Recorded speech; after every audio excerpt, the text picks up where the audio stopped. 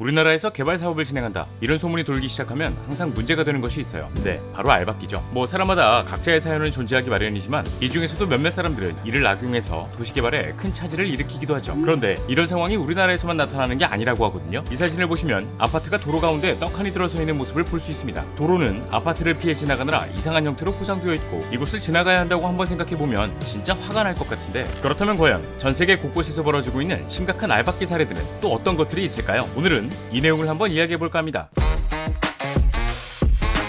자, 오늘 저와 함께 살펴볼 지식 가이드는 전설의 알박기입니다.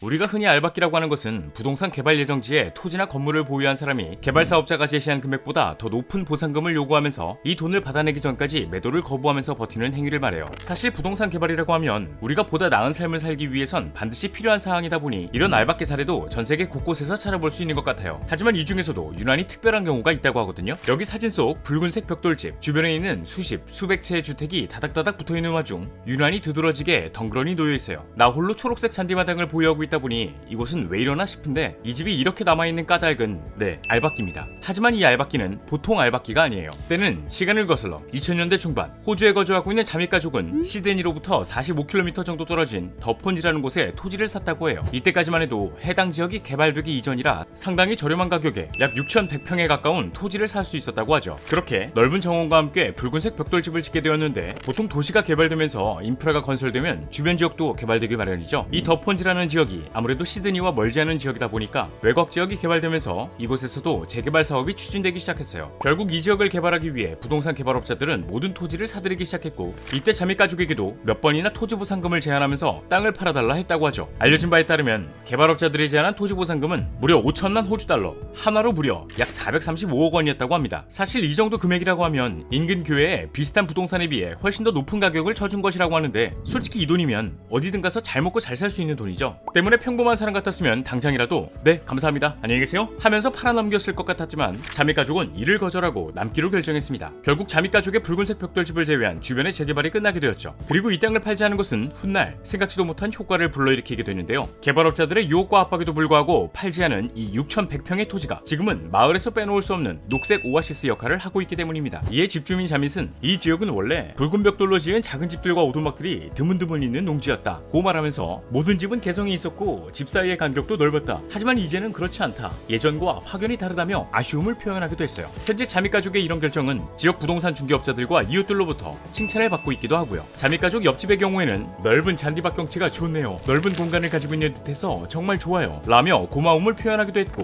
또 다른 주민은 이 동네 집들이 죄다 다닥다닥 붙어 있어서 숨쉴 공간이 없지만 여기만 오면 숨통이 트이는 듯해서 자미 가족이 오랫동안 이 집에서 살기를 바란다 라는 입장을 밝히기도 했죠. 이처럼 개발 지역의 알박기가 긍정적인 요소로 작용하는 경우도 있지만 우리가 생각하는 알박기는 대부분 악질적인 경우가 많을 텐데요. 이 중에서도 여기 민폐의 끝을 달리는 알박기 사례가 존재합니다. 이 사진을 보시면 아파트 단지가 통째로 알박기를 하고 있죠. 얼핏 보면 이게 CG 같기도 하고 오늘 만우절인가 싶은 생각이 들기도 하는데, 이 사진은 실존하는 중국 하얼빈 번화가에 개통한 10차선 도로입니다. 왕복 10차선 도로 한가운데를 점령한 채 딱 버티고 있는 모습이 참 굳건해 보이는데, 10차선 도로를 뚫은 것은 사실 교통체증을 완화하기 위함이었지만 이 아파트 알박기로 인해 교통량 분산 기능을 제대로 못하고 있어요. 이 도로 중앙을 7층 높이 아파트 단지가 떡하니 가로막고 서 있으니까요. 실제로 중국 정부 또한 10차선으로 계획한 도로 일부가 가로로 길쭉하게 지은 아파트를 피해가느라 건물 양쪽으로 2차선 2개로 줄어들었다가 다시 10차선으로 늘어나는 형태를 띠고 있어요. 중국 정부는 도로 건설에 앞서 이 아파트를 사들일 계획이었지만 집주인들이 정부가 제시한 금액보다 더 높은 보상금을 요구하면서 계획이 틀어졌고, 정부 입장에서도 너무 터무니없는 가격을 제시하니까 보상금을 줄 바에 그냥 아파트를 피해가자 라는 생각으로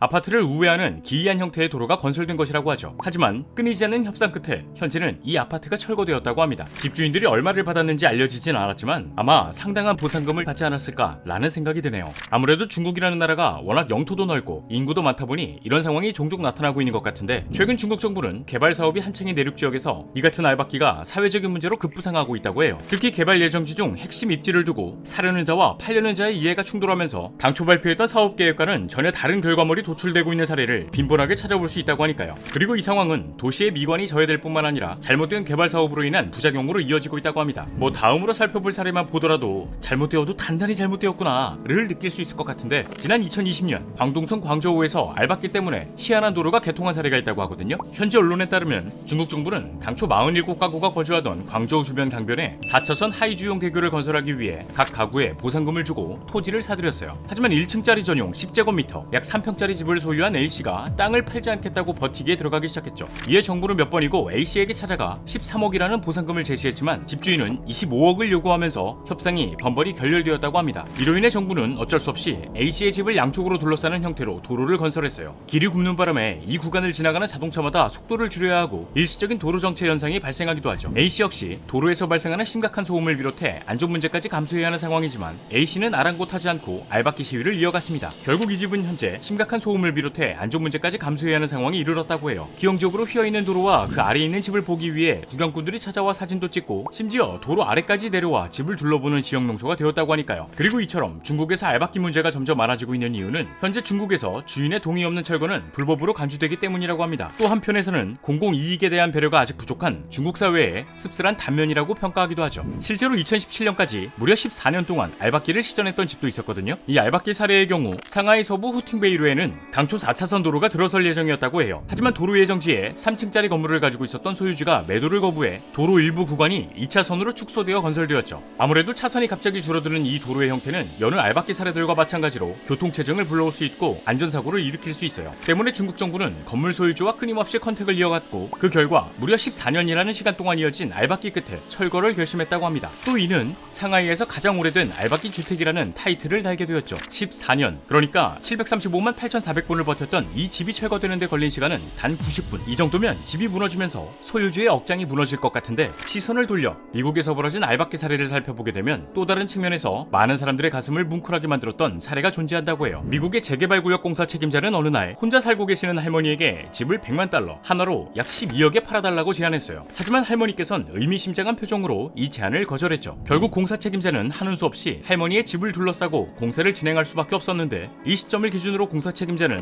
할머님께서 편안하게 눈을 감으실 때까지 자신의 친할머니를 모시듯 지극정성으로 돌봐드렸다고 하죠. 재개발을 할 때도 할머니의 집에 들어오는 채광을 방해하지 않도록 설계했고요. 그렇게 시간이 흘러 할머님이 눈을 감으셨는데, 이때 할머니는 공사 책임자에게 집을 유산으로 남겨주었다고 해요. 그리고 뒤늦게 밝혀진 할머니의 재개발 거절 이유는 많은 사람들의 가슴을 뭉클하게 만들었습니다. 돈을 벌기 위해서, 남을 괴롭히기 위해서도 아닌 단지 자신의 어머니가 이 집 소파에서 눈을 감으셨기 때문에 자신 또한 이 집 소파에서 눈을 감고 싶었기 때문이라고 합니다. 결국 공사 책임자와 건설자는 할머니의 이야기를 듣고 그녀의 마지막 소원을 위해 집을 놔둘 수밖에 없었던 거죠. 이 사례는 훗날 많은 사람들에게 인기를 끌었던 애니메이션의 모티브가 되기도 했고요. 참, 겉으로 보기에는 다 같은 알박기라고 해도 개개인의 이야기마다 각자 다른 원인과 과정은 존재하기 마련인 것 같네요. 자, 오늘의 영상은 여기까지입니다. 다음에 또 다른 안내서로 찾아뵙도록 하겠습니다. 지금까지 지식가이드였습니다. 감사합니다.